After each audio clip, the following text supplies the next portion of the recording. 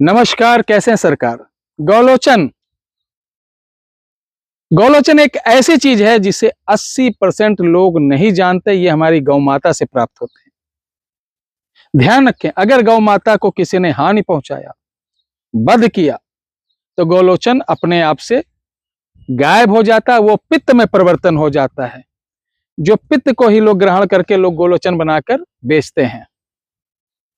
गौलोचन वही चीज है जो कान में गाय के स्वाति नक्षत्र में पानी चला जाता है। यही गाय के कंठ के पास जाकर गौलोचन बनता है। 80% लोगों को नहीं मालूम। ये पीला कोमल और हल्का सा खुशबूदार होता है, एकदम मखमल जैसा। सबसे पहले हम दिखाएं कि जैसे ये गाय है, आइए इधर आइए। जैसे ये गाय है, देखिए ये गौ माता है, गौ माता है और ये समझ रही हैं। इनके गौलोचन नहीं है क्योंकि इनकी सींग ऊपर गई है। यही सींग जिसके कान पे आके लटक जाती है, यानी कान पर आकर झूलती है। कान पे ऐसे, जिस गाय के कान पे आके ऐसे झूलेगी उसके गौलोचन रहेगा। और ये देसी गाय हैं, जो देसी गाय हैं उनके गौलोचन मिलता है। जैसे एक देसी गाय इधर भी है, मैं आइए दिखाता हूं। हाँ हाँ, एक देसी गाय इधर भी है, एक देसी गाय इधर भी है।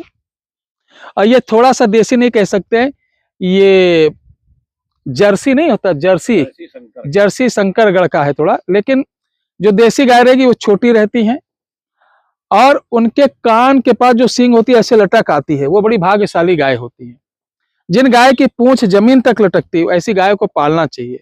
जो गाय खूंटे पे हमेशा ऐसे ऐसे रगड़ती वो गाय कभी नहीं पालना चाहिए। जो गाय आगे जीभ निकालकर अपने ओंठ चाटती, जैसे सरपनी उसे बोलते हैं, ऐसी गाय जिस घर में रहेगी उस घर के बाल बच्चों को, पूरे खानदान को बर्बाद हो जाएगा। आजमा लीजिए। यानी ये एक पशु तंत्र अंतर्गत प्रयोग होता है। ये लक्षण होते हैं कई सारे। लेकिन गौलोचन के क्या क्या प्रयोग हैं, चलिए हम बताते हैं। तो गौलोचन के बहुत सारे प्रयोग हैं, जिनमें से आज एक प्रयोग बड़ा आपको उत्तम बता रहा हूं। और यह प्रयोग आप जब करेंगे तो हैरान रह जाएंगे। वशीकरण के लिए गौलोचन का एक सरसों के बराबर दाना मिल जाए और इसको गुड़ में मिलाकर ऐसे मसलना है। और पुरुष अपने दाहिने यहां पर, स्त्रियां बाएं काख में दबाकर हाथ को ऐसे बंद कर लेना है।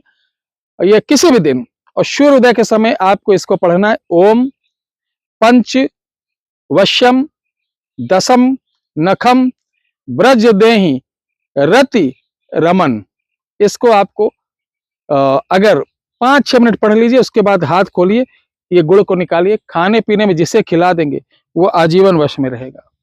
सबसे बड़ी बात, गौलोचन को अगर इंद्र धरा के रस के साथ, जिसको दौड़ा आता हो खूब, नाक में डाल देंगे 5 दिन, उसका दौड़ा यानी मिर्गी हमेशा के लिए समाप्त हो जाएगा। गौलोचन का एक सबसे बड़ा प्रयोग और बता रहा हूं।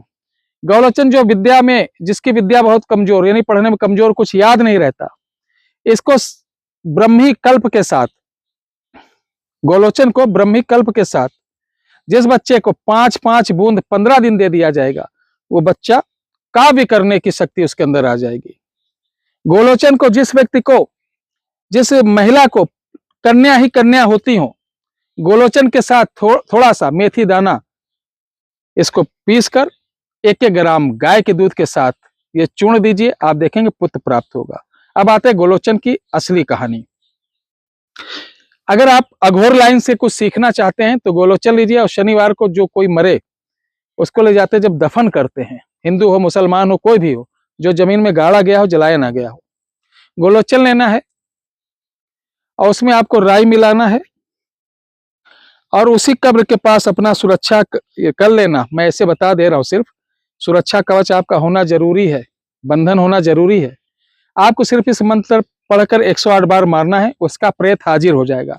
मंत्र है, गौ देखूं गौ जोगनी देखूं देखूं तेरी थार, गौ देखूं गौ जोगनी देखूं देखूं तेरी थार, मेरा कहना तू क्यों ना माने, मन में ठाना रार, उठ उठ कामरो कमख्या नैना जोगिन के लाडले, लाग मेरे सामने प्रेत बन चल सम्मुख चल, दुहाई कामरो कमख्या नैना जोगिन महावीर महाराज की छू।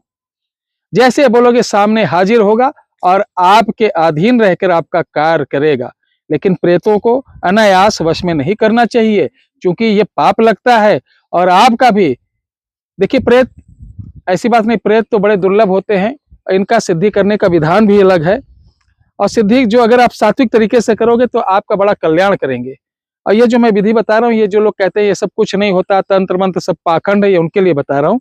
करो, 1 हफ्ता काम लो, उसके बाद छोड़ दो, क्योंकि ज्यादा दिन रखोगे ये उग्रता के साथ आ जाएंगे। हाँ, अगर आपको लॉन्ग टाइम के लिए करना है तो इसी गौलोचन से इसकी विधि हम बता देंगे, उसके लिए आना पड़ेगा। जय श्री राम।